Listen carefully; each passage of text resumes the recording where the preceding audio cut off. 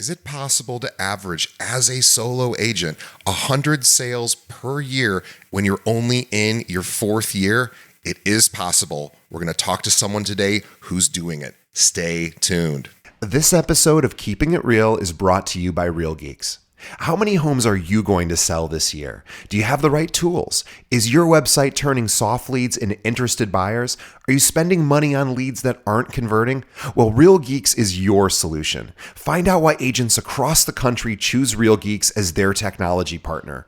Real Geeks was created by an agent for agents. They pride themselves on delivering a sales and marketing solution so that you can easily generate more business. Their agent websites are fast and built for lead conversion with a smooth search experience for your visitors. Real Geeks also includes an easy-to-use agent CRM.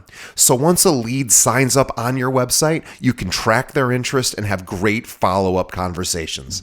Real Geeks is loaded with a ton of marketing tools to nurture your leads and increase brand awareness. Visit realgeeks.com/keepingitrealpod and find out why realtors come to Real Geeks to generate more business. Again, visit realgeeks.com/keepingitrealpod. And now, onto our show. Today's episode is brought to you by Corded.io. Are you looking for agents to join your brokerage or team? Now, as a real estate recruiter, I can tell you the answer is always yes. But most agents aren't looking to move right now. So how do you know who to contact? Well, what if I were to tell you there's a recruiting and retention tool powered by artificial intelligence that shows you exactly which agents in your local market are looking to leave their brokerage right now and which agents at your own firm are also looking to leave you? Now, I've been recruiting realtors for 15 years and I've hired over 2,000 agents. I can tell you with no exaggeration, this is the tool I've been waiting for. Corded's AI looks for trends across dozens of variables for each agent in your market and shows you which agents they believe are likely to move. Not only does it do that, but Corded's AI went and visited my recruiting website and read everything I offer. So now when I'm recruiting, Corded's AI tells me exactly what to say based on that agent's needs and what my brokerage can offer. It even writes emails for me. I've never seen anything like it, and I use it every single day. Now, if you are looking to grow your brokerage, Corded.io is the best tool out there. Visit Corded.io to schedule a demo. Again, that's Corded.io. And now, onto the show.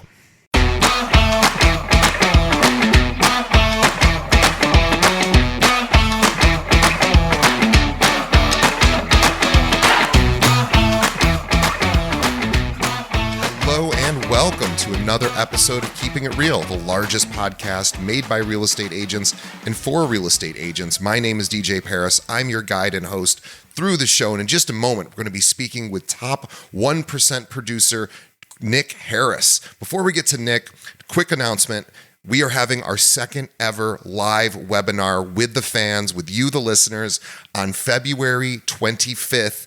From 12 p.m. Central to 3 p.m. Central. We have 3 sessions, 3 amazing speakers. Here's the best part. It's totally free for our listeners. We have sponsors now, so we don't have to charge you for it. We're excited to give it to you. You get to interact with the guests, with each other, with me, and it's going to be amazing. We did this last month, and it was awesome. So I want you guys to check it out. You can sign up right now, and please, we have very few seats left. So you want to go to keepingitrealwebinar.com. Use the promo code podcast to reduce the price to $0. Again, keepingitrealwebinar.com, promo code podcast. So again, last time, keepingitrealwebinar.com, promo code podcast to sign up for free. Get your seat right now. Tell other agents in your office about this. It will sell out, and we're excited to bring it to you at no cost. All right, let's get to the main event, my conversation with Nick Harris.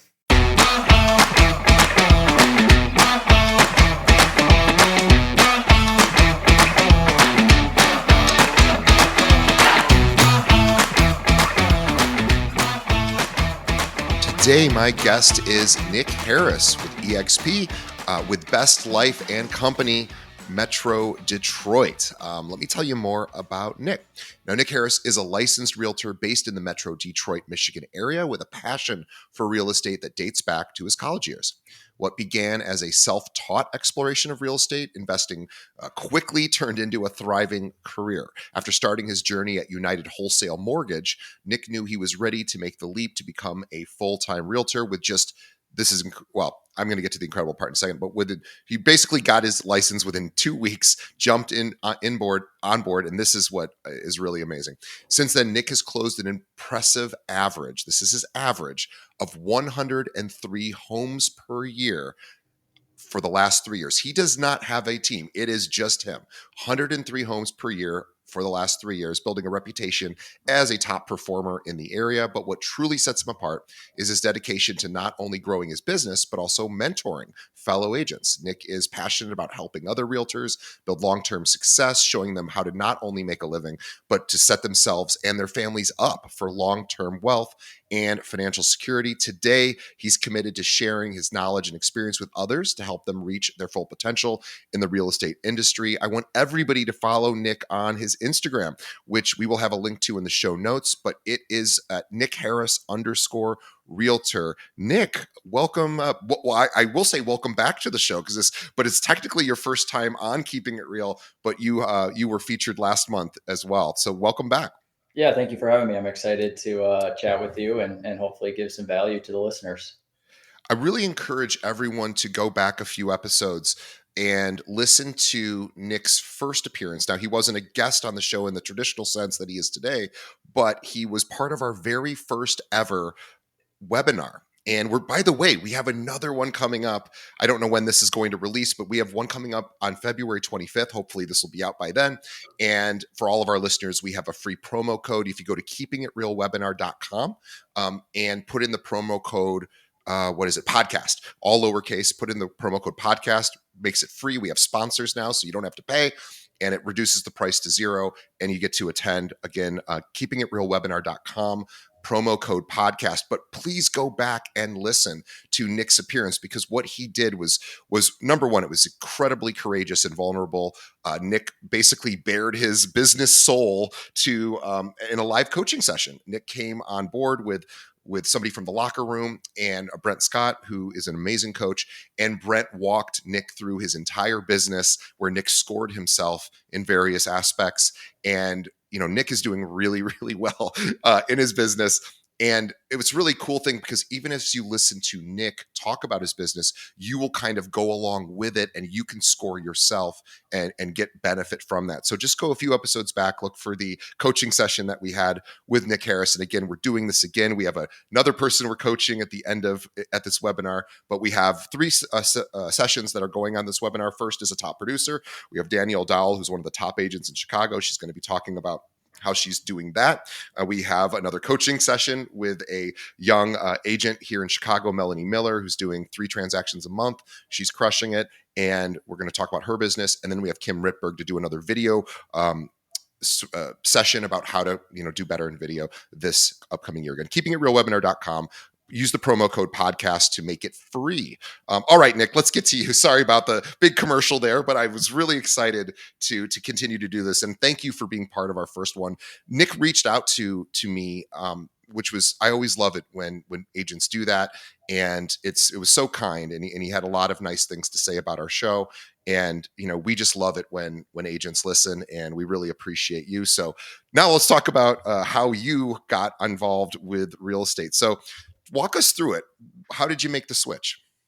Yeah. So, and again, I appreciate you having me on. I got interested in real estate, and you mentioned it in the bio, and thanks for that.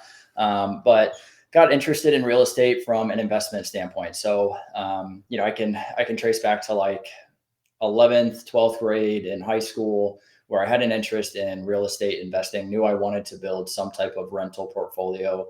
And so it started with just self-education. That was my first experience with real estate, all just self-educating. And then I went to college, played college baseball, got my degree in something completely different, like most people do, in health and exercise science. Out of college, became a strength conditioning coach, then went on to be a personal trainer, and then COVID hit. And so obviously that industry kind of got thrown for a loop. And I took on a position as an account executive at United Wholesale Mortgage. So my first job in real estate in some degree was for a mortgage lender, United Wholesale Mortgage, which is out of Michigan here. And so I was an account executive there. I worked on, it was business to business. So I wasn't having conversations with buyers and sellers. I was having conversations with loan officers and brokers, and loved it.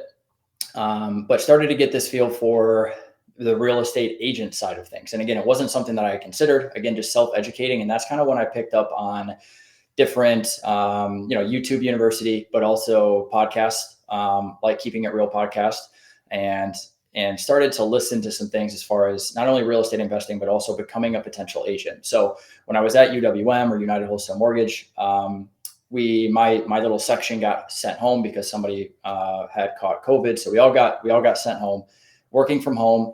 And I thought, okay, this is a perfect opportunity for me now to actually have the time to study for my real estate license exam. So first week I was home, was sent home for 14 days. First week, studied for the exam. Second week, took it, passed it, went back to the office, was actually planning on giving my 2 weeks notice because I wanted to dive in as a real estate agent full-time head first. And when I went back, another loop, got a promotion. So stuck with it. I'm like, okay, let me see what I can do let's see what this offers for a little bit. And after about a month of doing it, I was still just I was sitting on my license, not actively doing anything, just waiting. And then made the decision, okay, I'm going to jump into real estate as a real estate agent full time. So that's kind of how the ball got rolling as far as when I got licensed. And I got licensed back in June of 2021. So this upcoming June of 2025 will be the end of year 4. So I want to skip to the end of your first year and then kind of work backwards. So how did you do in your first year? Yeah. So first year, so again, I started in June. So I kind of look at it in 2 different phases, right? Because you have I had June all the way through December of 2021. And then you kind of kick through December to June again. It's like my first calendar year. Sure. So for my first calendar year, I believe the numbers, I believe I closed around 80 transactions in that first calendar year. And I forgot the volume of that, but our average price point in the Metro Detroit area is around like 350 to 400. But I was working with primarily a lot of investors to start. So it was lower price points. Again, it was something that I had a passion for. And at that time, I wasn't yet an investor. I didn't have a portfolio of my own, but knew the lingo, knew the conversation, knew the numbers, knew what people were looking for because I had been studying it on my own. And so that's kind of where I jumped in at first, because that was all I knew as a real estate agent. And my career has progressed to primarily working with primary home buyers and sellers where we sit today. Yeah, let's talk about jumping into the investor space, which is not a common pathway for a new agent, right? There are usually, I'm sure a lot of our listeners would like to add in working with investors onto their client lists, but most agents I talk to do not start that way. They start out as you're doing now with primary home buyers and sellers. So when you were starting out, how were you able to let's talk about finding investors, because a lot of times people who don't work with investors might think, well, do I have to have an investor first before I can start, finding opportunities? Yeah. So walk us through the process of, what comes first? You find the deal and then you find the investor, or you find the investor first and then the deal? Yeah. So the way that it worked for me specifically was I found the investor first and then found the deal, right? So I had been running numbers and looking at different things on my own, again, just in my own interest. But for me, it worked out where I found the investor or investors first and then found the deal for them. So for me, again, I came from health and exercise field and I was a personal trainer. I was a personal trainer at the Diamond Club. We have a chain gym here called Lifetime, and it was the Diamond Club. One of the most expensive gyms in the area. So you're kind of around that clientele.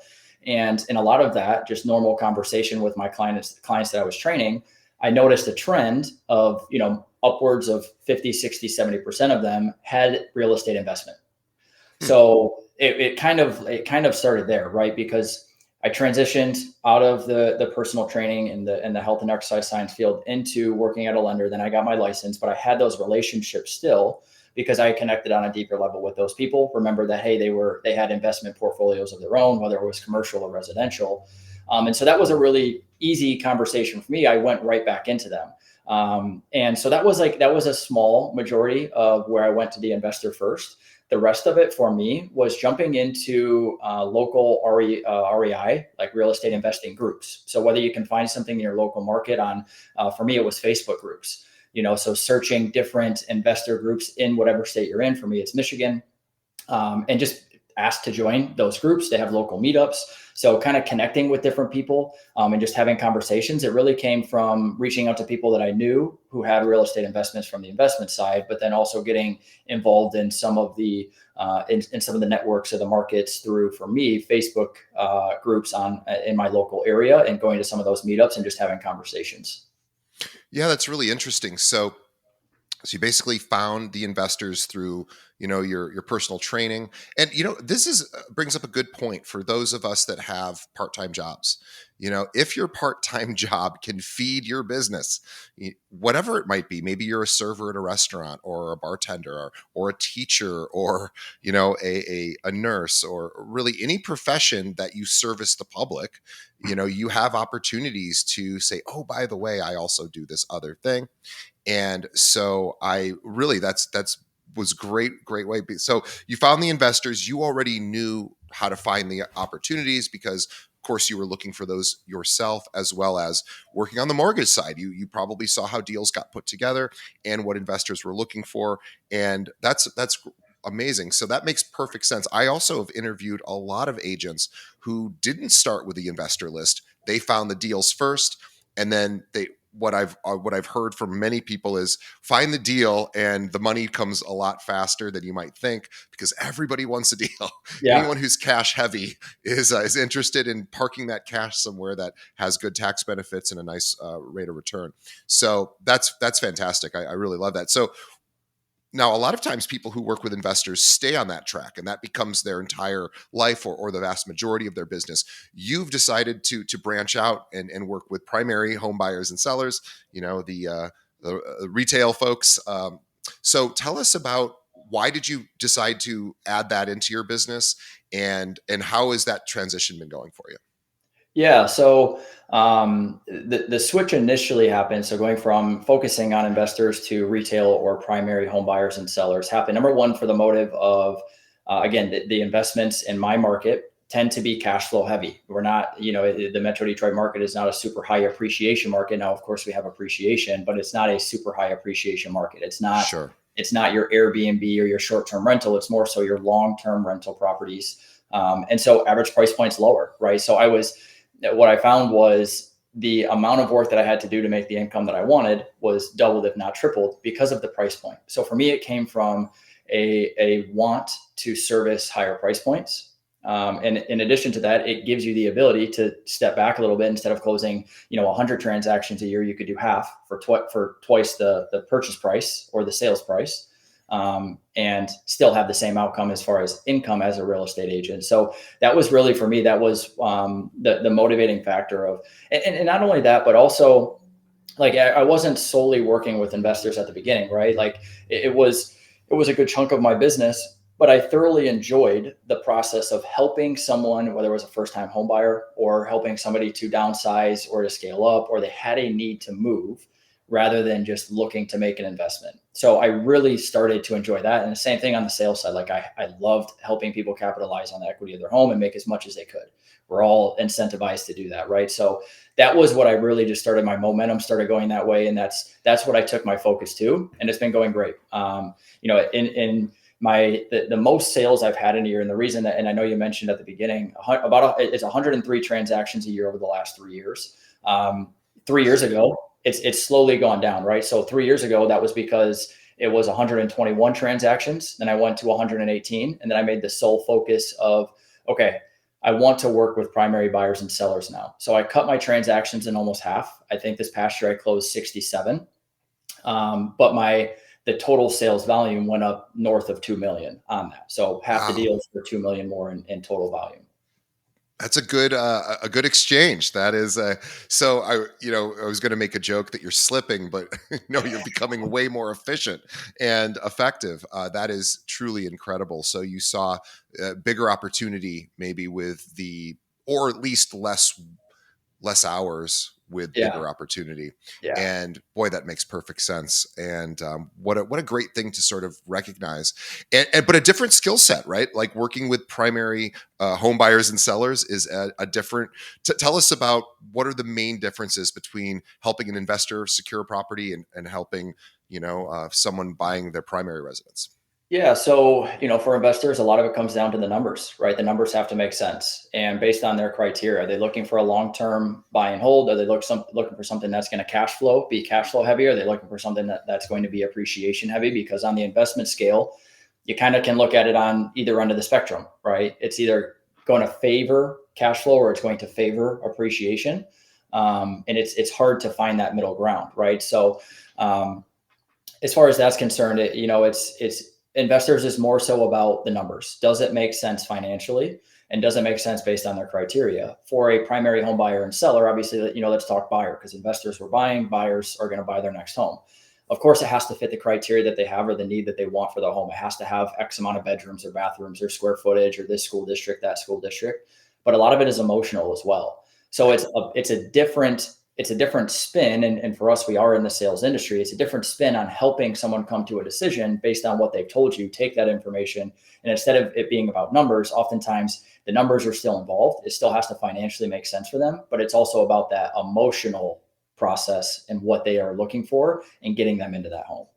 Did you find that the transition was an easy one for you, going from more of the, we'll say, left brain side, the logical, just get the numbers to make sense. I'm an investor. I don't have too much emotion other than how my financial part of it is doing, versus the homeowner who, of course, wants the financial security too, but also has a lot tied to, of course, where they live. Was that transition easy for you, or was it a different skill set to learn? Not necessarily. It wasn't a huge skill set change. The same things still go into it. It's still a real estate transaction. Due diligence is still the same. And the conversation is still the same. For me, it was just a little bit more fun to have the conversations with primary home buyers and sellers and talk about that and what it means for them and their family. Same thing on the investment side. Like, it still has a lasting, impression on them and their family, and they're doing that for a reason. But for me, it was more fun to do that with primary buyers and sellers. You feel like you're making a different impact, and maybe one that's a more personalized impact, and one that maybe is more meaningful to the purchaser or seller.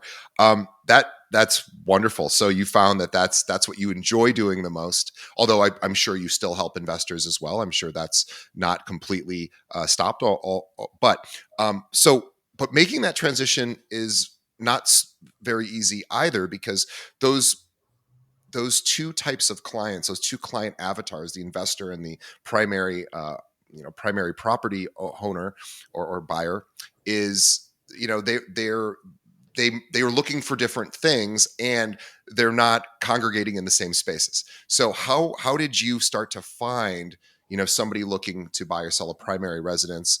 And we understand how you found the investors, but how did you find the regular clients? Yeah. So for me, I have a handful of lead pillars that I really dive in on. So number one is sphere of influence, or SOI. Just the people that I know, right? Rolodex of people, whether it's in your contacts, whether you knew them from middle school, high school, college, local gym, whatever, child's daycare, whatever the case may be, and then just people who know and like and trust you. So number one is your sphere of influence, just staying in contact with them. And through that also is social media, right? It's a good medium to stay top of mind and have conversations and stay involved in people's lives. So I kind of group those two, although it's 1A and 1B. I kind of group that into one because it's my sphere of influence, and it's the people that I'm regularly staying in contact with. So sphere of influence number two would be past clients and referrals. Obviously, having the ability to work with those type of people and get referrals from them, or have them repeat, sales. Maybe they bought a home 4 years ago and they need to upsize and they need to downsize, right? So number two would be past clients and referrals. And then number three, where I get a majority of my business from, is actually outbound prospecting with circle prospecting or geographic farming, and neighborhood dialing. So that's been a huge one for me, because that's allowing me now to get in contact with actual homeowners, people who own a home, that are looking to sell, number one, or potentially looking to sell. But they also, if they sell, they need to move and buy somewhere, and whether it's local, and I can work with them on both of those. So it gives, it's the same client for two transactions, or they may be looking to move out of state. And so it's a good referral, passive approach to the real estate business as well.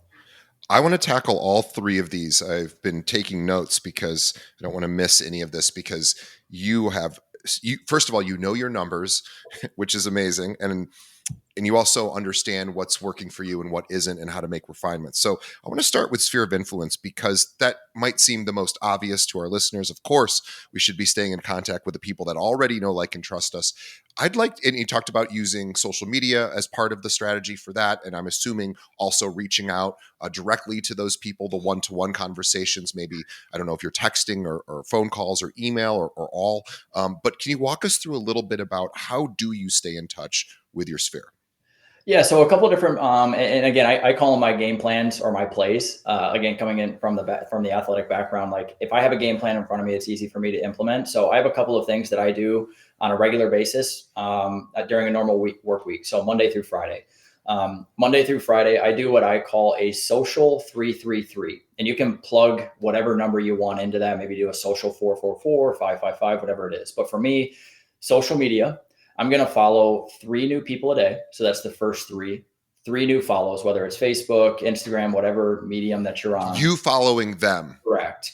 Yep. So it could be mutual friends. It could be, if you go to your local gym, or you go to a restaurant often, or you go to whatever it might be, your child's daycare, and they have a page, you might just see that, follow 3 of those people, and it now puts you in front of them. So this is again, just building that database. So number 1 is 3 new follows or friend requests. Number 2 is 3 comments on a post, whether it's a reel or someone's post. And then the third category is 3 direct messages. So it's 3 follows, 3 comments, 3 direct messages. Again, just staying top of mind, staying relevant, nothing to do with real estate at all. It's just being involved in people's lives. Maybe they got married a week ago and you saw them post about it, so you're going to comment or send them a direct message. So social 333. And with my sphere of influence, I also run a play where Monday through Friday, I send out 5 video text messages or 5 text messages a day, to my sphere of influence. And these are people that I'm already in contact with or have contact with. So what I do for me, I just go into my phone contacts, right? For other people, it might be their Facebook friends, or it might be their Instagram followers. For me, I just use my phone contacts, and I start from A to Z.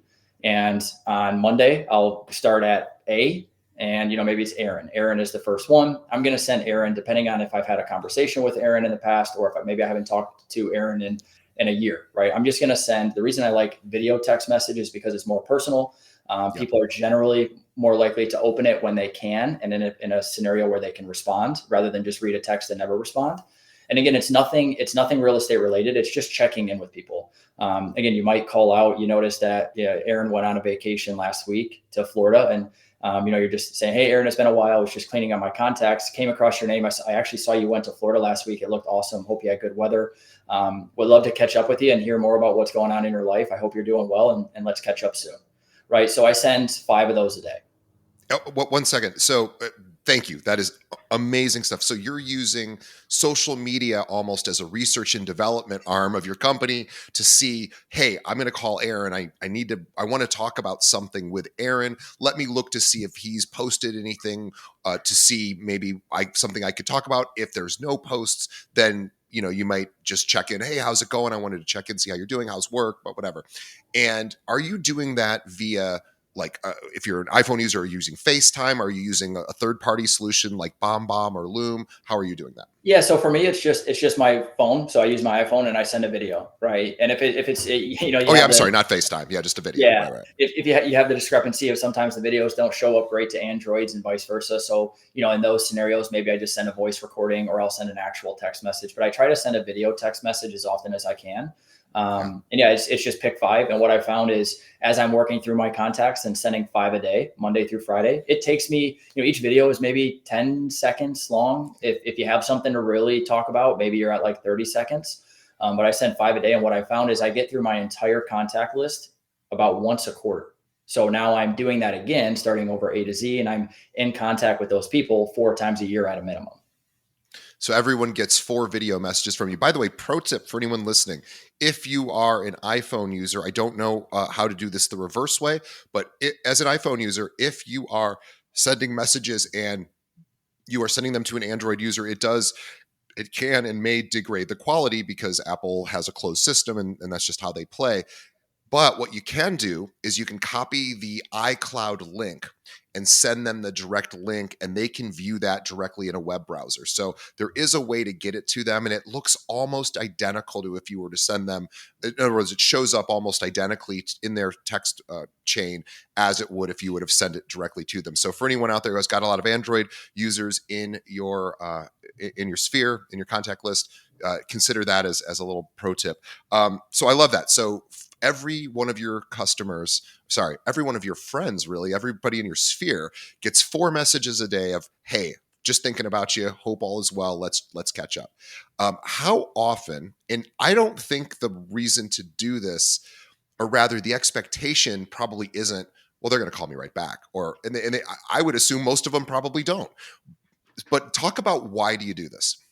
Yeah. So again, again, like you mentioned, it's not always that you're going to get a response. It's not always going to be that you're. I mean, the ultimate goal, right, is to say, "Hey, Nick, thanks for reaching out. We're actually thinking about selling our house." Sure, of course. That's almost too easy, right? But that's up to the gods, right? Right. So yeah.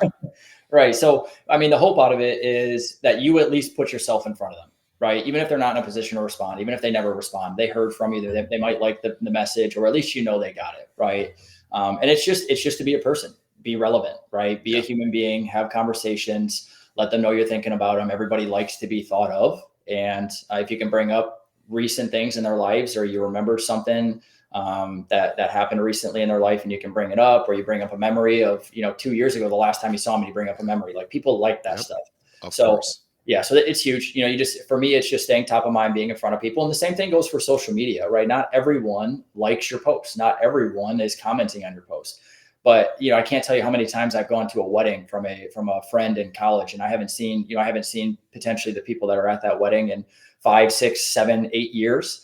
And someone will walk up to me, and one of the first things they say to me is, "It looks like you're killing it in real estate. Like, congratulations, how's everything going?" Right? And I had no idea, like, other than being friends with them on social media, they haven't shown any interest. But it's being top of mind. It's being there so that when someone thinks of real estate, it's, "Oh yeah, Nick's a real estate agent. I see he's doing really well. I should reach out to him." Yeah, and I, again, just that, if everyone just did a video message to everyone in their sphere 4 times a year, you will see results from that. Now, you might not see them this year. You might not see them even next year, because people only buy and sell every 7 years or so for primary residence. So it might not happen right away, but people remember. First of all, let's all think about, does any service provider in our life, anyone, is it accountants, financial advisors, our dentist, our person who cuts our hair, these are all service providers that you can always go elsewhere, our attorneys, things like that, our accountant. How many of those are sending you a video message? I'm going to guess 0. So just by doing this alone, you're not only differentiating yourself from most realtors. 99% of realtors don't do this, but 99% of the other people they pay for various services aren't doing this either. And you're not asking them for anything. You're not saying, I need a sale this month, I hope you're ready to buy or sell, which can come across in some of these messaging if you're not really showing authentic interest. So Nick is doing something very, very smart, and he's also an authentic person. He's doing this because he cares about people, and he's ultimately saying, how do I connect with you? I want to connect with you. I'm thinking about you. You're important to me. And I'll give you one other pro tip for those of you that are going, oh my gosh, sometimes I don't know what to say. Nick just gave a bunch of examples of what he might say. use LinkedIn for this too. Don't forget about LinkedIn. LinkedIn will tell you whether somebody's got a job promotion or if they've celebrated a milestone at their job, how many years they've been there. Or you can also look up the company they work for and see on Google News. Maybe you should know the company they work for. If you do, see if there's anything cool going on in that company. Hey, I just saw an article on such and such, right? These are connectors. And Nick obviously does this really, really well. So cheers to you, Nick, for that. And now we want to talk about comments. So this is a pretty simple one. We're talking about social media comments on your 333. We're talking about, basically just commenting on people's posts. I'm guessing saying, hey, that vacation looks awesome, or hey, that dinner looks great, or glad your kids did that recital, or is that sort of the type of? Yeah, exactly. Yep. Again, it's being top of mind. But with social media, it also helps the algorithm, right?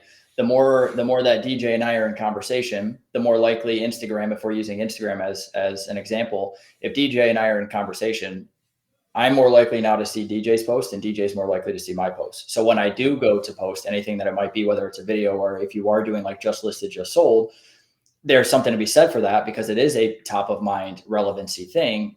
But now you're more likely to see it. And if you're in contact with 3 new people a day sending comments or direct messages, those people are more likely to see your information. And again, it's that human piece of just having conversation with people and commenting on what's going on in their life. Yeah, I'll share with everyone just a quick strategy that I'm using in the recruiting arm, which I think you can transpose this over into the how do I get clients side.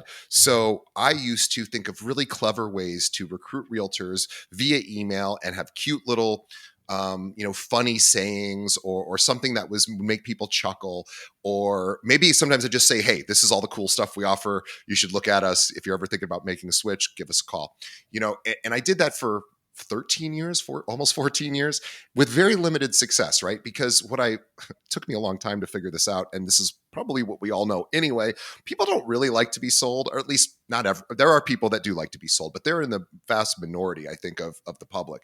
The other, the vast majority of people want to be heard and seen and felt like, they're cared about.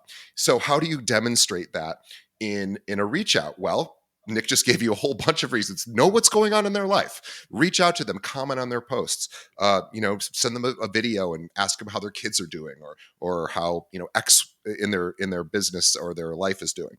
But what I started doing for recruiting, and Nick, I want to get your impression of this, is now I send basically a 2-sentence email, even if it's somebody I've never talked to before, and usually I'll know something about them. So I'll say, hey, I noticed you're up 300% this year. Like, that's incredible in this market. Just curious, how are you doing that? I'd love to find out more about you. And I have got so many responses. I went from a 0.1 response. Now, these are cold emails. They don't know me. They're not in my sphere. I would get a 0.1 response. So very, very few. I'm getting a 0.5 response now, which doesn't sound like much. It's still half of 1%. But I can send out lots of these messages I can't really scale it very easily, but I can send these out very quickly. It shows that I know something about them, and it's asking them to engage. I might say like, wow, that's really amazing. How did you do that? It's kind of what we do on the show, right? So I'm curious if Nick, if you receive, because you get recruited, you're a big producer in Detroit. What kind of recruiting messages do you get, just out of curiosity? Yeah. I mean, I actually haven't really seen that. It's usually the a couple paragraphs long of here's what we offer. Yeah, and it's the catchy subject line that you get every single time. So it's a pretty quick see and delete situation. Yeah. But yeah, I mean, I really like that. I think that's good. Everybody wants to talk about themselves and what they're doing and what's working. Sure. Everybody's pretty quick to do that, right? So it gives people the opportunity to talk about themselves, and who knows how long ago they were able to do that. But people do like to speak on themselves and what they're doing and what's going on in their life. So give them an opportunity to do it. And by the way, I want to mention how Nick got in contact with us. He reached out. He is doing exactly what he did to us, is exactly what he does with his clients, which is he reached out. He said, hey, I really like your show. I've been a listener for a long time. I've listened to, it's like over 200 episodes, which I haven't even listened to 200 episodes of my own show, but I appreciate that you did. And you said, it's really made an impact on me. And I'd like to tell you about what impact it's made. He sent this to me in an Instagram direct message. And it's not like I don't get those every single day of the year. I probably get one or two of those a week at best. And we have lots of listeners. We're averaging 12,000 downloads a day. So there's lots of people listening. But Nick went out of his way to say, here's what your show means to me. And I really appreciate you doing what you do. And he didn't say, I want to be a guest. How do you have me on? He just said, hey, this means a lot to me. Thank you. And I was like, oh, I definitely want to have this guy on. And, because number one, he's super flattering and, a turn of phrase can always catch my eye. But also he told me about the reason I do this show is to make an impact, to help people. And I'm just asking the questions. So it's really our guests like Nick that are actually doing the heavy lifting. But I'm glad that it has an impact. And I'm grateful to Nick for saying, hey, thank you for doing this, because getting a thank you is always appreciated. And it just so happened, you would talk about fortuitous timing. Nick did that at that exact moment in we were planning our first webinar.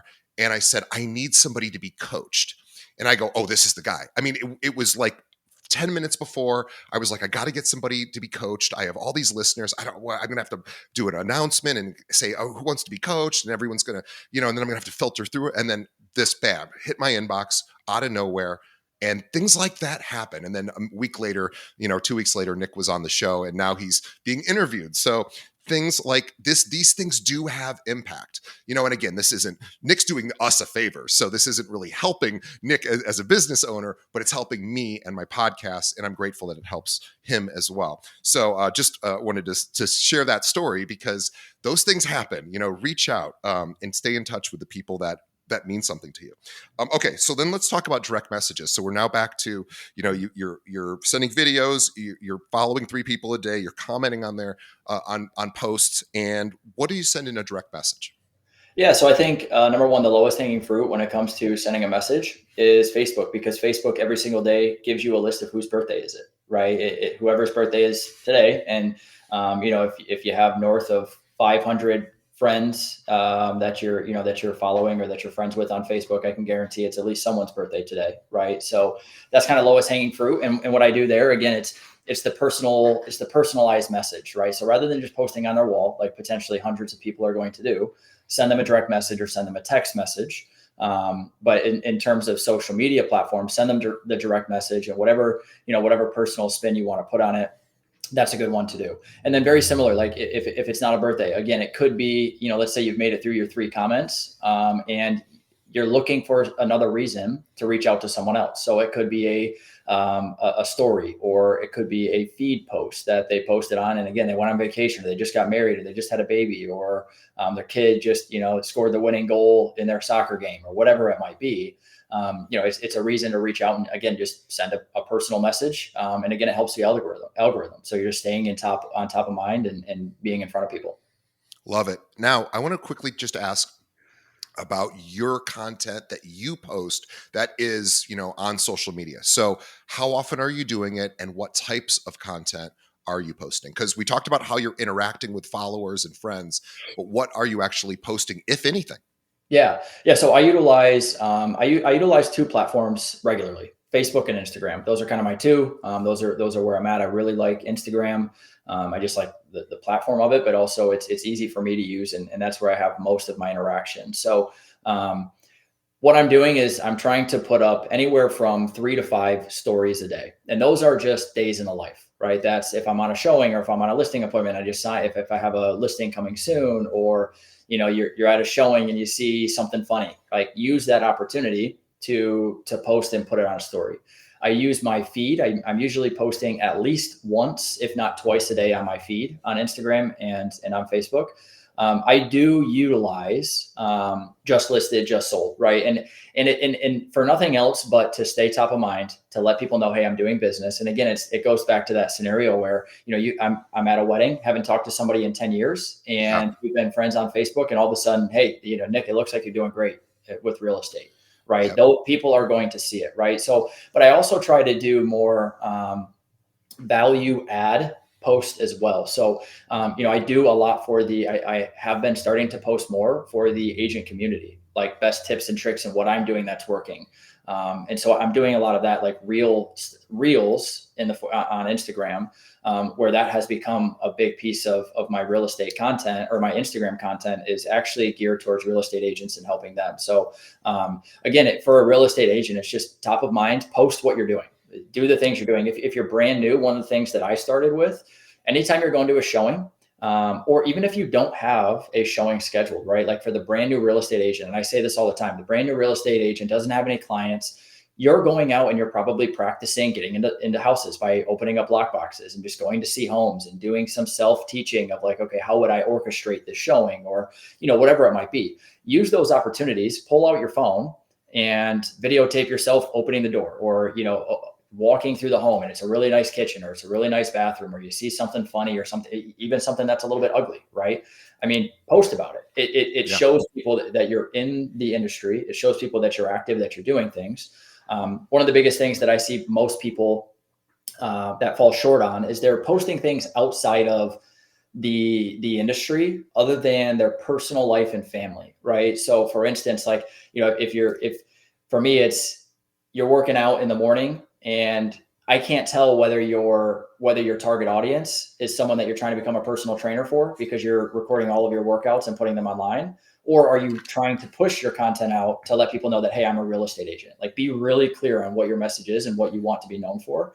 And along those lines, I mean, for my personal page on Facebook and Instagram, I do tend to be about 60 to 70% business and 30 to 40% personal. I do like a mix of both, but I definitely want that business opportunity to let people know that, hey, this is what I'm doing. So on your business page, when it comes to video, you're probably not posting, hey, just finished a tough workout. That would go more on your personal page. So I just have one page. So my personal is my business, and my business Got it. is So yep, I you just got have it. So that the page. vast majority of your content is going to be business. You said about a 70-30 split. Yep. And then you're also posting, here's day in the life. Here's what else I do outside of that.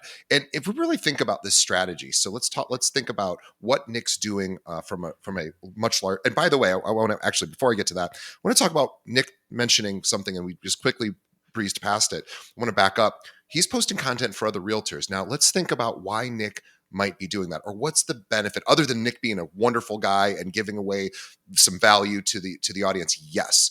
What might come his way as a result? Well, a person who's doing 103 deals a year probably needs some help at some point. He is going to hit his maximum number of hours, and he is going to need a team, maybe, or he's going to say, nope, I'm just going to stay myself. But having options is a good thing.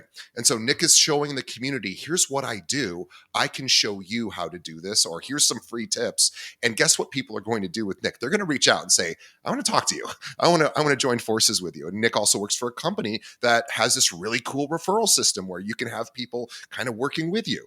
And so this is a very, very wise strategy for anybody who's looking to build their team, attract more agents. I should be doing this for our recruiting agents. So that is a really, really smart strategy. And also, at the very least, even if it never attracts another agent, you're helping people, which is incredible, right? So Nick's doing all of those things. And yeah, so incredible stuff there. I would say one more thing. One benefit of that too is it gets you recognized by other agents in your market, right? So They feel like they know you. exactly. And if they see that, hey, this is someone who is well educated, well knowledgeable, closing a lot of deals, guess what? When your offer shows up in their inbox, Yep. you have some form of familiarity, whether they've worked with you or not. And I mean, in this day and age, everybody, I mean, if we're going out to a restaurant, right? If we're going to go to a restaurant, the first thing that most people do, it's not asking a friend, it's going to reviews, and it's going to their social media page to see, what does the menu look like? What does the atmosphere feel like? So, I mean, even in that, right? I mean, it forms the educational background of saying, okay, Nick's offer just ended up in my inbox. He's working with a client. Like, is this someone? Because listing agents, as you should, you're doing your due diligence on not only the buyer, but also the agent to make sure the deal gets closed. And so it helps with that as well. I love that. So you're really hitting, gosh, all sides from a marketing perspective. I that's my background, and I'm beyond impressed with this. I want to talk about now. Let's move over to your past clients, your repeat business. So we're moving away from sort of the finding, attracting new business. well, we're still talking about that, but what are we doing to maintain and deepen the relationships of those that we've worked with before? Yeah. So with past clients, I mean, your past client campaign, if you will, your past client campaign is super important. Whether that's organized through your CRM, I use Follow Up Boss. So whether it's organized through that and you're giving tags to know when to reach out, whether it's the video text messages, because those past clients become my sphere of influence and they're in my contacts. So I'm talking to them at least 4 times a year. What I also recommend for past clients, I do something that's very, very simple. At the beginning of the year, and if you haven't yet, do it now. I would print off a 1-page sheet of paper that shows all 12 months. And the goal is to have something in every single month, a reason to reach out. So whether you're doing client events. So for me, I do 3 client events for my past clients, my closed clients who are my clients. I don't necessarily love calling them past clients because they're still your clients. Sure. So 3 client events a year, winter, fall, and then a summer. And then some additional touch points, like maybe you do, this is one that I capitalize on, is my team runs what we call a CMA week, and we make it fun within our team. It's a competitive atmosphere, and there's rewards or prizes for the team that wins or the individual that wins. But 3 times a year, I'm going to reach out to all of my past clients or people within my sphere of influence and tell them the benefit of, most people are always interested in the value of their home, right? And most people go to different sites, and like everyone wants to know, what is their equity stake in their home? Of course. I just got my Zillow report today. And by the way, whether we agree or disagree that Zillow's accurate, I jump on that email, even though I'd hope I could at least do as good of a job running a CMA on myself. I don't run a CMA on myself, but guess what? Zillow does every month for me. And I got that email and I jumped. It was actually down 0.1%. And I actually got a little upset. But obviously, that's kind of, I'm not selling. It's kind of a silly thing. I shouldn't really be paying attention. It's like looking at your weight every single day. It's probably not a great idea because if weights fluctuate like home prices month to month or day to day, but everybody wants to know. So I love that you do that. Yeah. So CMA week, right? And another benefit of that is if you have somebody who purchased a home and did not put 20% down, they have private mortgage insurance, right? And so if they purchased a home 2 years ago, but they might have a position now to where they have enough equity to save them that $100 a month or whatever their private mortgage insurance is, now you're actually giving them something of value. It's not just a home value estimate. You're also saying, hey, this could be something you could take to your lender and waive your PMI, and it could save you $100, $200 a month, right? So I do 3 client events. I do 3 CMA weeks, and my team does 3 CMA weeks. So that covers half of the year. That's 6 touch points. I also do 3 what I call beyond real estate weeks. So I pick 3 different months, and it's something not real estate related, right? It's for me around Thanksgiving and around the Christmas time. Around Christmas time, I'll do a pie drop off, or I'll have people come and pick up pies. So just something, again, personal, doesn't have to do with real estate. Just, hey, thank you. Wanted to give this to you and your family. And again, figure out what that is for you, something beyond real estate. So that takes up 9 of the 12. And then the other 3, what I personally do in Michigan, our weather is very seasonal. So, I generally send out 3 times a year in preparation of the winter, in preparation of the summer, and then going back into the winter, I'll send, so going into the winter. So like sometime in the fall, and then in the spring heading into the summer, and then the spring heading into the fall heading into the winter. I send out a checklist of different things. It might just be as simple as make sure you're changing your furnace filters and make sure that you're changing your smoke detector batteries. For us, again, there's things where in the winters, if you're going to go on vacation for a week and we're expecting, freezing weather, you do not want to have your temperature set lower than about 65 degrees in your home, or your pipes could freeze. So it's just little things like that where, home maintenance tips and tricks, and here's what to expect. And again, it's just giving something of value, but also being relevant and staying top of mind. So each month, and thank you for that tip, each month you have some sort of touch point. You mentioned it could be the 4 video calls. It could be the client appreciation events. It could be the seasonal, hey, get ready for this season. It could be the non real estate related things that you're doing. But what I didn't hear is newsletter. Are you an email newsletter guy? I am not. Interesting. So you're the first person I've talked to that is not. Now, why are you not doing an email newsletter? So for me personally, it becomes one of those things where, number one, it can become repetitive, and we're kind of fluffing it up. And so for me, I want to give tactful, outreaches with actual value. And I want it to be personal, not something that they feel like is being spread out throughout 200 different people. Right. So for me, I mean, it's just a personal preference. It's something that I haven't done for that reason. And that's really the only reason why. I, I wrote an article for a real estate magazine once, and the title will tell you my opinion, which was nobody wants to read your real estate newsletter. So that was my opinion. But regardless of whether people want to read a real estate newsletter or not, by the way, I get about 100 of these from agents, which I've never signed up for. By the way, I've never once signed up for a real estate newsletter. And these are not my past realtors that helped me buy and sell properties. These are just other realtors who are like, hey, he's on my contact list. He's getting my newsletter.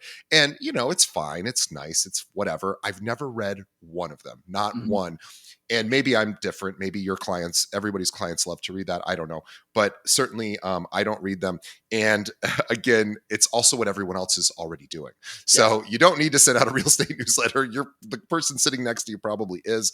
But I love that you're not doing that, because that is a very common strategy that agents do. And then they think, well, I'm touching my clients once a month with this newsletter. And yeah, technically you are, but maybe there's a way that you could do that more effectively and more, like you said, more more strategically, right? You're really thinking about, how do I actually provide value, not just play. And by the way, again, this goes back to my recruiting. I used to just say, here's all the cool stuff I'm up to. Here's all the cool stuff our firm's doing. And nobody really cared that much as much as I thought it was cool. And I went, oh yeah, because every firm says that. Every firm says they're have the greatest support, technology, and training. Everybody says it. Yeah. So it's not all that differentiated. It's more about getting a personalized, some personalized attention. Okay. Now I want to switch to, so by the way, that takes care of your repeat clients, because they're, and again, repeat clients or ongoing clients is really the phrase. You are touching them in some way and in different ways every single month. And so they're getting a lot of contact with you and your business, but in really fun and engaging ways. So I love that. And now let's get into circle prospecting. For those of us that don't know what circle prospecting is, could you explain that? Yeah. So circle prospecting, the way that I kind of capitalize on it, and the way that I kind of explain it, is that it's outbound prospecting. And I use it around a couple of different scenarios, but it's pulling local homeowners' contact information. You have their address, you have their phone number. Sometimes, some platforms offer the email as well. I like the cold outreach of a phone call. And so you're getting in contact with homeowners and giving them a call based on, a handful of different reasons. So what I do is I have a couple of different strategies that I use, or reasons to call. So number one, and one that a lot of people don't think about, is around buyers. Number one is, if you have a buyer who is looking in a specific neighborhood, it's a really good reason to call. It's more of like a geographic farming. You call around for your buyer in a specific neighborhood or within a specific school district. And it's having conversations with those homeowners saying, I have an active buyer looking to move into a home within the next couple of months. Curious if you've had any thought of potentially making a move or selling your home, if you got a price that made sense, even if it was off market, right? I love that piece of it, because a lot of people, the guard kind of comes down. It's like, well, I don't want to get my home ready. I don't want to have a ton of people come into the home. And what happens if someone steals something? And, all of the things that happen with that. So buyers that are looking in specific areas. The other reason I use it around my buyers is, let's say they put in an offer on a home and maybe the offer didn't get accepted. Well, I now know that neighborhood is something that they're looking for. So why wouldn't I capitalize on that opportunity to call those local homeowners in the neighborhood and say, hey, my buyer just made an offer on a home that was for sale in your neighborhood. Unfortunately, we got beat out. I'm curious if you happen to have, again, same conversation. I'm curious if you happen to have any thought of selling, if you got a price that made sense. I'm working with someone actively making offers and looking to move into the area. The other time that I use it for my buyers is if I have gone under contract or closed on a home, because it's a really good opportunity. And same thing can be said if you're on a team or you're in an office and someone had a buyer go under contract in an area that you would want to work or service, might as well use that as an opportunity as well to pick up potential listings. So that's the buyer side of things. Circle prospecting for sellers, I use it on multiple occasions, but when I have a home that I'm going to be putting on the market, I usually call at 4 different times: when we're in coming soon status, or the week before going live, the day we go live, that week we go live, the week we go pending, and the week that it actually closes and is sold. Every call is a little bit different, right? The first 2 calls, in coming soon and active, I'm looking for a buyer, but I'm also getting my name out there to the local neighbors to say, hey, I'm a real estate agent actively listing a home in your neighborhood. I want them to know that Nick Harris is getting ready to list a home in their neighborhood. So that's where that piece of it comes in. It's the coming soon and the active. And then once we go pending and once we sell, I now have actual information to give to them. I can tell them, hey, we listed at X price and we had this many showings, we got this many offers, and it ended up going under contract Wow. at X price, right? You have actual information and market data to present to them. And in a great scenario, right, where let's say you did end up getting multiple offers, you have 5 offers, you can only take one. So that means there's Right. 4 buyers that are still out there. And if you can go to a homeowner and say, hey, we ended up getting 5 offers, so there's still 4 buyers that are actively looking in this neighborhood. I'm just curious if you happen to have any thought of making a move or selling your home, if you got a price that Wow. makes sense. I'm pausing because my jaw is dropping. So I'm not even, I've done this for 7 years. I've never heard of anybody doing this. So we are talking about, you are contacting, these are cold calls. These are the coldest of cold calls. These are people that do not know you, do not know whether they even like or trust you. You are saying, hey, first of all, I'm listing a home in this area. Hey, by the way, just went pending as the second call. Third and the fourth would be, hey, here's what just happened. And we had a lot of showings, we had a lot of offers, and I was curious, and here's what happened. Would you be curious in participating in this in some way? That is unbelievable. That is amazing. What are the responses when you make these calls? Yeah, so you're going to get a mix of everything, right? I mean, you can kind of go on both ends of the spectrum. You're going to have the person that says, "Yes, I've actually been thinking about it. We'd love to have you over today," and then you're going to have the people who can't hang up on you fast enough, right? So, and then anything in between. It's all about having those tactful conversations, and these are the conversations that I have with the agents that I help coach and mentor, if you will, and that reach out to me. And these are the conversations that I have with them about how to best script and put into words to keep a conversation going, right? Because if they're not quick to get you off the phone, they have some interest at some level, right? There's some interest, even if it's just knowing the value of their home. So how can you continue that conversation to again, be top of mind when they do think about it, but also get in front of them, whether it's a home estimate or just to give them data, even if it's just to get their email. Now they're in your database. You have a name, Right. you have a number, you have an address, and you have an email. Now they're in your database. And next time a home sells, you're sending them an update of, hey, another home just sold in your neighborhood. Here's what it sold for, right? So, Amazing. you have a wide variety of different conversations that can take place anywhere on that spectrum. It's either, hey, come, ready to go, come list me. It could be a get off the phone, never call me again, or it could be anything in the middle where you're just trying to pull out as much information as you can. And it might be leaving voicemails that never get returned. And Exactly. that probably happens too. And again, Nick's not trying to make a sale. He is presenting something that may be of interest to the person he's calling, right? He's not selling anything. He's not saying, hey, I want to list your property. Everybody wants to list everybody's property, of course. He's saying, hey, this is a thing that happened that's relevant to you. And by the way, we know every neighbor's nosy. You talk about open houses. I forgot that was one of the calls. So open house, that was, did I get that right? Yeah. So Yeah. like if you're in Great coming idea. soon status or getting ready to go live and you're planning on having an open house, the opening weekend or the second weekend, it's a good opportunity to invite those neighbors to the open house. And now they get to experience what it is that you do at an open house as well. And to get to see what the inside of their neighbor's home looks like, which is also something they're very interested in. That's So, most often what people are interested in. of course, and it gives you an opportunity to get them signed in, and now you have their email address. I Exactly. mean, this, Nick, I have to say I'm absolutely floored by the tightness of this and your willingness to do very difficult things. It is not a lot of fun to pick up the phone and call somebody who's a homeowner who really doesn't want the phone call and then be able to, have a nice conversation. Yes, it happens, and that's great. And you also get a lot of hangups, probably some unkind messages as well, unkind interactions, and it's still worth doing. It's kind of like doing push-ups in the gym and until you collapse, which by the way, or rather I'll give a different one. If anyone wants to see a really brutal exercise, there's a lot of them. Look up eccentric pull-ups, which I was doing yesterday. Those are no fun. And those ones you pull yourself up one and then slowly go down 7 seconds. That's the way we do it. And it's not like I can do a dozen push-ups. Or pull-ups. I could do about 7 at my best. And those are critical because they really help build the muscle faster, and they're no fun at all and they hurt and you want to cry afterwards. So, but that's why they're worth doing. So I always think, life is about, in my opinion, or rather uh, the most fulfillment, I think, in life comes from doing really hard things that are good for you and calling everybody in a neighborhood to let them know about this property is good for them and it's good for you. So it's actually a win-win. Even if they tell you to buzz off, okay, great, moving on to the next house. Yep. That is unbelievably. Well, I cannot tell you. like I said, too, I mean, the benefit of that arm of my business and that pillar of building leads is that you're not only working with sellers, number one, because they Yeah, actively own the home, but it's also potential for two deals, right? Because they need to go and buy a new home. They may have the off chance where they're going to live with family or they're going to rent, but more often than not, I would say from my experience, over 50% of the time, they're either looking to move somewhere locally, whether it's downsize or upsize, or they're looking to move out of state, and so it's a referral for you as well.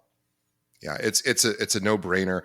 But it requires doing those pull ups that are no fun. But it doesn't need to be fun. It just needs to be effective and it needs to be good for the other person. And these kind of, I live in a condo building. We only have 45 units. We don't have hundreds and hundreds of units. So when somebody wants to live in our building, there's limited inventory. There's usually only one place for sale at best at any given time. Nobody has ever called me and said, and by the way, we have tiers. So like if I'm, my particular unit, it's the same of, 7 other tiers. And I've never gotten one phone call. Never got one postcard. Never received one letter saying, "Hey, I just sold so and so's place. We got a lot of people interested. Would you be interested in having a conversation? Because I would love to connect you with these buyers." Not one. And I don't think it's because everyone knows I'm an agent, because I don't even practice real estate. So you could definitely prospect me. And amazing. So I'm sure if Nick was here in Chicago, and he sold something in my building, I would get a call from him. So that's incredible. So we're talking about neighborhood dialing. Again, you're willing to do a lot of things that, and I suspect this comes back to your excellence in sports. You were a college athlete, and in order to rise to that level, you just had to work a lot harder than most people, right? You had to put in the time that most weren't willing to do. That as a personal trainer, you have to keep your body in incredible shape, also to be an athlete too. I imagine that discipline really serves you in your business now. Yeah, absolutely. I think it's played a huge role, and again, it's for me, it's having similar to that athletic background. It's having a game plan in motion, and then it's just acting on it. Right. A lot of people just don't know what to do, or what their daily schedule should look like. And my calendar is filled out for every. I mean, I have something blocked off every moment of my working day where I have a task that I'm going to be doing, from the moment I start to the moment I'm done. And then when I'm done, I'm clocked out. I'm with my family. I'm with my daughter, and my wife, and that's that. But everything that I do again, it's just knowing what to do and then actually implementing it. I think that knowing what to do is the easy part, whether it's talking to different people or finding a mentor or even just reaching out to me, like helping with those things, is the actual implementation and putting it into your calendar that a lot of people they can't do. Yeah, we're talking about, intentionally creating the day that you think is most effective for you, and instead of being reactionary, right? We all have things flying at us: emails, client phone calls, problems. Every transaction has a problem at some point. So you're going to have plenty to do today, whether you planned your day or not. But what at what cost, right? Does it come at the cost of time with your daughter or your wife, right? If you don't have time planned to handle not only what's coming in but also how to keep the business running, meaning how am I growing my business every single day, not just reacting to my business, you're going to be not only less efficient, but you're going to have a lot more stress in your life. You're going to be waiting for things to happen. Nick doesn't wait for things to happen. He just does the things that he knows are going to ultimately get him results, and he makes modifications along the way. I'm sure there's been things you've tried that you're like, that just doesn't work for me, and I'm going to try something else. Has that happened where you've tried various things? I always think people who are the most successful fail the most, and just the failures don't get really talked about. But can you share with us one of your failures, just so that everybody can feel like you're a human being and Yeah. you have issues just like everybody else? Yeah, I mean, there's definitely, there's things that I've tried that just haven't worked. I can't necessarily think of anything off the top of my head, but there's absolutely things that I've tried and just don't end up working. I think Yeah. where actually most people fall short is not doing things long enough, not giving it enough time to actually produce fruit. Right. I mean, it's everybody. You can hear like stick to a couple of different things. It's the same thing with social media. Like master one. Don't try to be on all platforms doing everything. Stick with one. Do it really well, and then maybe once you've mastered it, you can move into a second form. But anything worth doing today needs to be worth doing for a decade. And it's about sticking to it long enough to actually see the fruit of it. Most people are, and this is real estate is very cyclical, right? I mean, the client that you're working with today, and even the contract that you signed today, if you're working with a buyer, that's not closing in most cases throughout the US, it's not closing for a month, if not 2 months from now. So even the work that you're putting in today doesn't bear fruit for at least another month or two. And the same thing can go with generating leads, prospecting, and whatever you're doing, working on your business and in your business. It's not going to have it's not going to have a payout today. Do it long enough to give it time. And so generally my recommendation is if you can stick with something for about 6 months, do it for 6 months. If you're absolutely seeing nothing from that, then you have two options. It's either the platform or whatever you're doing is not working, or you need to change the way you're doing it. Yeah, it's funny. I'm going through a version of this myself. So I created this new marketing campaign. I'm doing videos to recruit agents. I talked about how I'm changing up my emails, and we have now seen a 74.5% increase in traffic to our recruiting website, which is amazing. Except I'm not seeing a lot of conversions into people who are really interested in reaching out. So now I have to go, okay, I know how to drive traffic to the website through the content I create. Now I need to figure out which, when people build things too, they get really emotionally invested in them, whether it's, an ad you put out, whether it's a brochure, whether it's a technique you try, you get emotionally connected to it. And I get emotionally connected to the website I built because it's beautiful. I think it works perfectly. It's just the best looking, recruiting realtor website that I've ever seen. And I'm very proud of it. Yet it's not converting. So I have to now eat a little bit of humble pie and go, okay, now I need to figure out how to get people to take action. And even though aesthetically, I think it looks perfect, there's something I'm missing. There's something it's not quite hitting. And now I have to figure that out.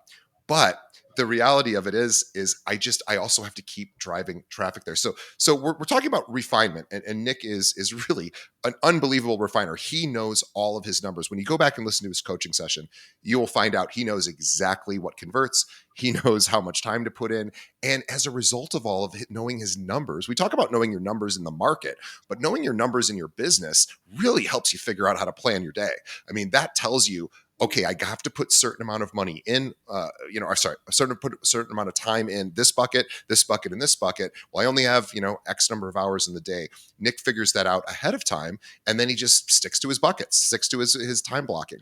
From an accountability perspective, we didn't talk about that. I just wanted to maybe end with this.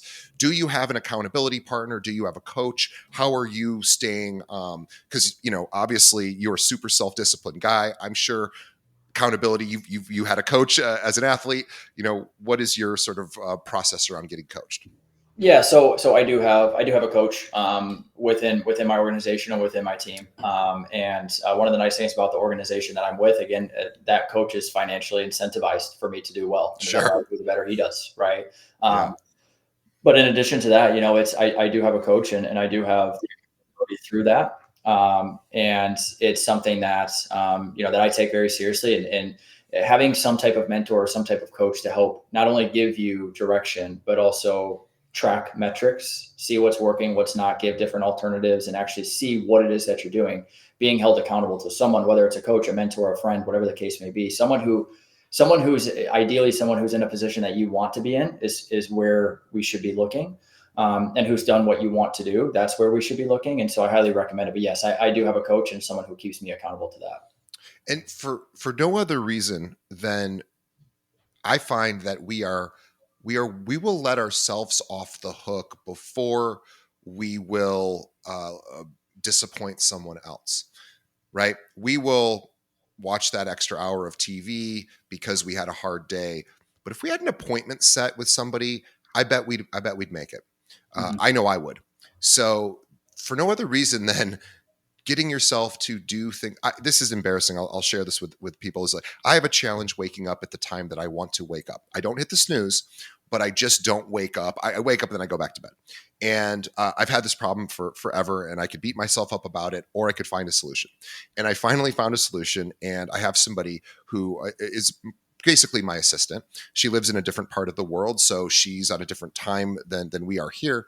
And it just so happens that the time I want to wake up is a really easy time for her to call me on WhatsApp and say it's time to wake up. Now, I'm not proud that I need to have somebody to help me wake up. It's a little embarrassing. I have a little judgment about that, but I don't care because it works, because I will never let that phone ring for more than two rings, because I am not going to have somebody halfway across the world calling me and just me not paying attention. That is even more embarrassing to me. That's humiliating. And it's not respectful of her time. It's not. So I'll disrespect my own time all day long. I'm not going to disrespect someone else's. So if you struggle with procrastination or letting yourself off the hook, well, you're human. That makes you normal. Now find solutions for that. Get someone else, even if it's you got to have your spouse wake you up at 5 a.m. or whatever time. You know what? Doesn't matter. Everyone's human. So just a little insight into my life where people go, wow, you do so many things. You must, you really have it all figured out. I'm like, not really. I just have systems. It's same with you. You have systems. You know what you're doing every day. So anyway, my head is spinning from all of the great stuff that Nick mentioned. I want to open this up to our audience to let them know that Nick is excited to connect with you as well. So Nick provides content for agents. He's also, just leading by example. You could just see what he's doing on social media, and you could, obviously see some of the great stuff he's doing and apply it to your own business. Nick, aside from Instagram, which everyone should follow Nick at Nick Harris _realtor. We'll have a link to that in the show notes. Nick, if anyone wants to shoot you an email or give you a call, what's the best way they should do that? Yeah, I would definitely say reach out to me. I'll give my direct cell phone. Happy to talk with anyone who has to have or wants to have a conversation. Cell phone is 248-875-2299. Again, that's my direct cell. Send me a text, give me a call, let me know who it is, and let's chat. Yeah. And by the way, Nick has so many great ideas. I'm thinking about I'm thinking about asking him to consider maybe coming on more regularly. So if this was impactful for you, and boy, if it wasn't, I'd have it all wrong, because to me, this was about one of the most impactful episodes we've ever done. So thank you, Nick, on behalf of the audience. I'm going to get incredible feedback from this. And if you want to see more of Nick on this show, tell Nick so that when I call, he can go, I'm getting all these messages from people. But anyway, this was really helpful. And regardless of whether Nick ever makes it on the show, he's a busy guy. If he ever can make it on or not, this was incredible value. Please tell a friend about this episode. This is the episode to push to someone else. Let them know here is a guy who has a really great strategy for not only retaining his existing clients, getting more business from them, and also attracting new agents every single day and doing some pretty unconventional things. So definitely shoot this episode out. We want to spread the word about what Nick's doing, and he's just incredible. So on behalf of all of our audience, we thank Nick. On behalf of Nick and myself, we also thank the audience. We appreciate you. Please leave us a review. Let us know what you thought of this episode. You can leave us a review in iTunes, Spotify, Stitcher, wherever you're listening to podcasts. Let us know what you think of the show. It means a lot to us, and it helps us get in front of more viewers. Please check out our sponsors as well. They pay the freight. They're the reason we can do these shows, and we love them as well. And they have great products and services for you. Trust me, we are very, very particular about who we bring on as sponsors. So please check them out. And let's check out Nick. Follow him on Instagram. Once again, that is Nick Harris _realtor at Instagram. And he gave his email and phone, so you can reach out to him that way. Nick, thank you so much. We will see everybody on the next episode. Thanks, TJ.